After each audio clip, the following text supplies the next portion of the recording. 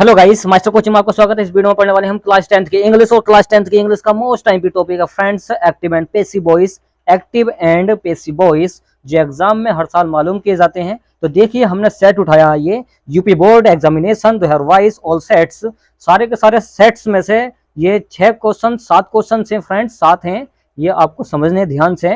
तो इसको समझने के लिए पहले इसका फॉर्मूला याद होना चाहिए। तो देखिए किसी भी फॉर्मूले में ये 4 चीजें जरूरी होती हैं, subject plus helping verb, HB का मतलब हेल्पिंग वर्ब, एमबी का मतलब मेन वर्ब और ओबी होता है ऑब्जेक्ट। तो देखिए इन चारों को कैसे कन्वर्ट करते हैं हम। देखिए ऑब्जेक्ट का बनाते हैं सबसे पहले सब्जेक्ट, हेल्पिंग वर्ब को चेंज करते हैं सेंटेंस के अकॉर्डिंग, कौन सा सेंटेंस है किसमें चेंज होना है इसको अकॉर्डिंग चेंज करते हैं। मेन वर्ब की आती है थर्ड फॉर्म और फिर वाई लगा के सब्जेक्ट का बना देते हैं ऑब्जेक्टिव केस।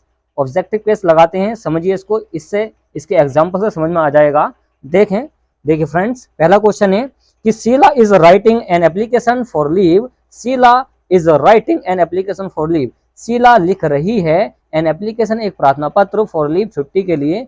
शीला एक प्रार्थना पत्र लिख रही है एक छुट्टी के लिए। प्रेजेंट का कंटिन्यूस है, सब्जेक्ट आ गया, इज आर में से इज आ गया और राइटिंग मतलब आईएनजी फॉर्म आ गई है। तो ये बन गया कौन सा सेंटेंस, प्रेजेंट का कंटिन्यूस। और प्रेजेंट का कंटिन्यूस कैसे चेंज होता है, देखिए जहां पे आईएनजी आ जाए वो बीइंग में तो चेंज होता है जरूर। तो इसको समझे, देखिए इसको फॉर्मूले से। देखिए ये सब्जेक्ट है, ये हेल्पिंग वर्ब है और ये मेन वर्ब की चौथी वाली फॉर्म आई है। ओके, ये ऑब्जेक्टिव केस है, एप्लीकेशन क्या ऑब्जेक्ट है। तो यहाँ पे एन एप्लीकेशन क्या बन गया इसका ऑब्जेक्ट, ये आंसर है इसके, ये क्वेश्चन है। तो देखिए एन एप्लीकेशन क्या बन गया, यहाँ पर ऑब्जेक्ट का सब्जेक्ट बन गया।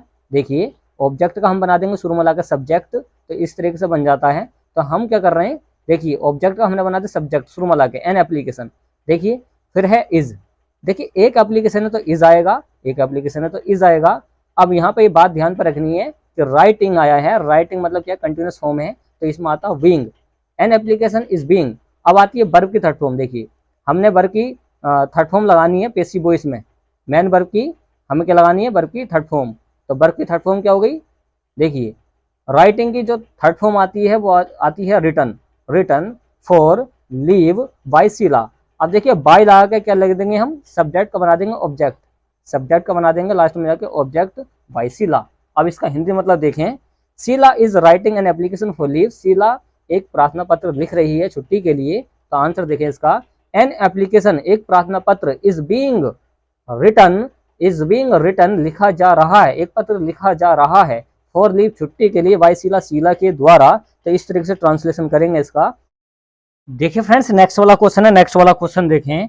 आई bought a dictionary yesterday. I bought मैंने खरीदी, सब्जेक्ट आ गया, वर्ब आ गया सेकंड फॉर्म वॉट, वाई की second form bought. I bought मैंने खरीदी, आ डिक्शनरी एक डिक्शनरी को, यस्टरडे कल, मैंने डिक्शनरी को कल खरीदा था। ओके आंसर देखें इसका। देखिए सब्जेक्ट आ गया, वर्ब आ गया सेकंड फॉर्म, आ गया ऑब्जेक्ट, ऑब्जेक्ट का बना दे सब्जेक्ट। तो देखिए आ डिक्शनरी आ जाएगा शुरू में, आ डिक्शनरी। देखिए पास्ट का इंडेफिनिट चेंज करेंगे वॉज या वर में, तो हमने लगा दिया वॉज क्योंकि सब्जेक्ट यहाँ पे सिंगुलर है, वॉज आया। ओके तो देखिए आ डिक्शनरी वॉज वॉट खरीदी गई, एक डिक्शनरी को खरीदा गया, एक डिक्शनरी को खरीदा गया। ओके अब बाय लगा के सब्जेक्ट का ऑब्जेक्ट, आई का ऑब्जेक्टिव कोर्स होता है क्या, मी होता है। तो a dictionary was bought by me yesterday, yesterday कल। ओके आंसर देखें इसका, हिंदी मतलब देखें। देखिए ट्रांसलेशन देखें इसका, आई वॉट मैंने खरीदी आ डिक्शनरी एक डिक्शनरी को यस्टरडे कल, और इसका जो पैसिव वॉइस का ट्रांसलेशन वो देखें, आ डिक्शनरी एक डिक्शनरी को, वॉज वॉट खरीदा गया है, वाई मी मेरे द्वारा, यस्टरडे कल। तो इस तरीके से ट्रांसलेशन हो जाएगा इसका। नेक्स्ट वाला क्वेश्चन देखें, the mouse at the corn, the mouse at the corn, mouse चूहे ने एट खा लिए, द कॉर्न मक्का।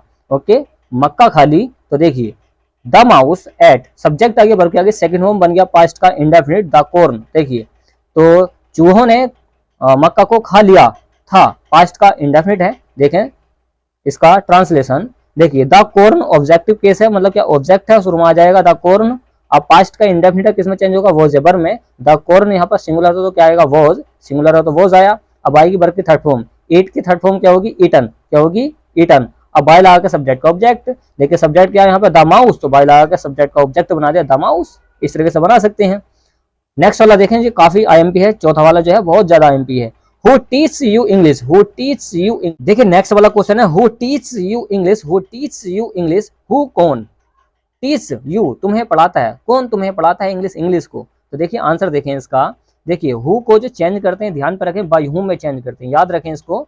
ये देखिए सेंटेंस जो है प्रेजेंट का इंडेफिनिट है, टीस आया, वर्ब आगे एज प्रेजेंट का इंडेफिनिट है, किसमें चेंज कर देंगे, इज आर एम में, तो हमारे पास आर आएगा क्योंकि यू है यहाँ पर। अब देखें इसका ट्रांसलेशन और इसका आंसर देखें। देखिए हु को चेंज करेंगे बाई हुम में, बाई हुम में, फिर आएगी इसमें वर्ब। देखिए यू के, देखिए ये क्या है, इंट्रोगेटिव सेंटेंस है, तो इसके बाद में क्वेश्चन वर्ड के बाद में इज आर एम में आता है ना, तो देखिए क्या आएगा, आर आएगा क्योंकि यहाँ पे ऑब्जेक्टिव केस यू है, तो यू आ गया है इस तरीके से। ओके, यू आया।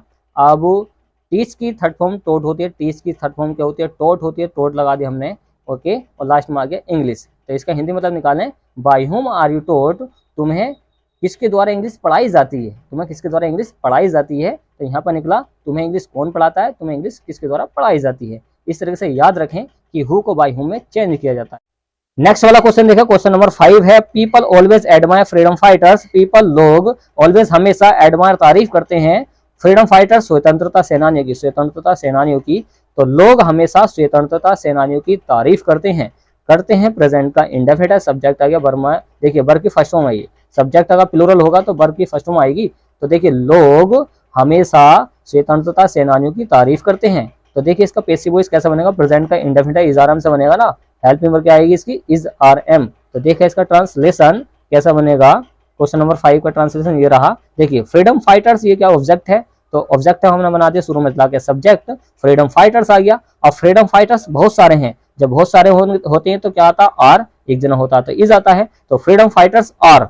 अब देखिए ऑलवेज ऐसे आ चुका है, और वर्ब की आएगी थर्ड फॉर्म, वर्ब की थर्ड फॉर्म क्या आएगी, एडमायर की एडमायर्ड हो जाएगी, और बाय लगा के सब्जेक्ट का ऑब्जेक्ट, सब्जेक्ट के यहाँ पे पीपल, तो पीपल का बन जाएगा ऑब्जेक्ट, बाय लगा के पीपल लगा दिया तो बन गया इसका ऑब्जेक्ट, सब्जेक्ट का बना दिया ऑब्जेक्ट। एक बार वो देखें, देखिए people always admire freedom fighters, जो पीपल लोग होते हैं वो हमेशा तारीफ करते हैं स्वतंत्रता सेनानियों की, करते हैं प्रेजेंट का इंडेफिनिट है, तो चेंज होगा इज आर एम में, फ्रीडम फाइटर्स स्वतंत्रता सेनानियों की, और ऑलवेज हमेशा तारीफ की जाती है, एडमायर तारीफ की जाती है बाय पीपल लोगों के द्वारा।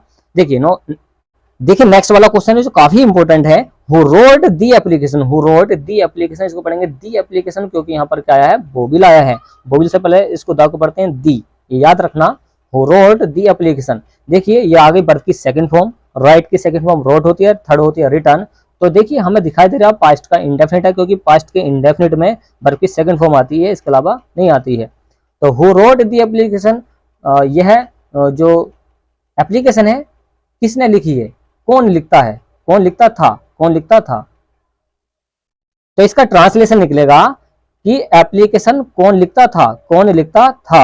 ओके, किसने लिखा था, इसका ट्रांसलेशन होगा एप्लीकेशन कौन लिखता था, तो इसका आंसर देखें कैसा बनेगा। देखिए हु को अभी बताया, हु को बताया बाय हुम में चेंज करते हैं, हु को बताया बाय हुम में चेंज करते हैं, अब वो ऑब्जेक्ट का सब्जेक्ट बना दें, क्या आ गया, the application is written, is written, तो एप्लीकेशन किसके द्वारा लिखी गई है, इस तरीके से बन जाएगा, ये याद रखना, हु को बाय हुम में चेंज करते हैं।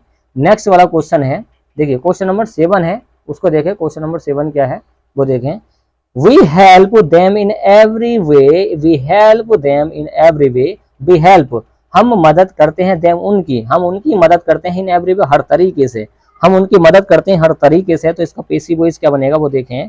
देखिए सब्जेक्ट आ गया, वर्ब के आगे फर्स्ट फॉर्म, ये आ गया ऑब्जेक्ट, ऑब्जेक्ट का बनाता है सब्जेक्ट, दे का क्या, दे का चेंज होगा दे में, देखिए दे जो चेंज हो जाएगा वो दे में चेंज हो जाएगा, हमने चेंज कर दिया दे में, अब प्रेजेंट का इंडेफिनिट है तो इज आर तो आना ही है, तो यहाँ पर क्या आएगा, आर आएगा, क्योंकि दे प्लूरल है तो इसके लिए आएगा आर, फिर आएगी वर्ब की थर्ड फॉर्म हेल्प्ड, बाय लगा का, देखिए बाय लगा सब्जेक्ट का ऑब्जेक्टिव केस, बी का ऑब्जेक्टिव केस अस होता है, तो इसका बना दे आर हेल्प्ड बाय अस।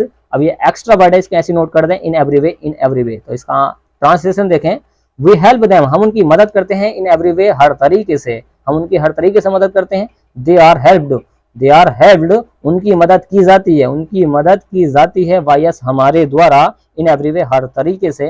तो देखिए फ्रेंड्स ये सेट था 2022 का, okay, active and passive voice का। फ्रेंड्स उम्मीद आपको ये वीडियो पसंद आई होगी। ओके।